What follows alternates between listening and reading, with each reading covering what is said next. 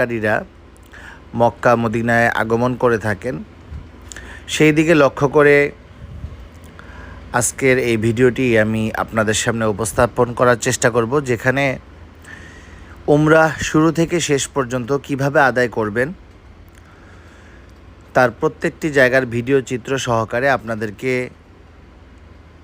পুরো উমরার শুরু থেকে শেষ পর্যন্ত কোথায় কী আমল রয়েছে আমি দেখানোর চেষ্টা করব।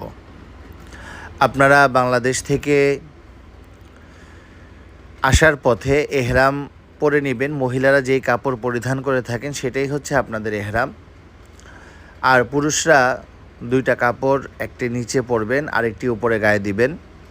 সেই এহরামটি আপনারা অবশ্যই মিকাত অতিক্রম করার আগে আপনারা পরে নেবেন। মক্কা শরীফের চতুর্দিকে মিকাত রয়েছে, যেই মিকাত অতিক্রম করার আগে অবশ্যই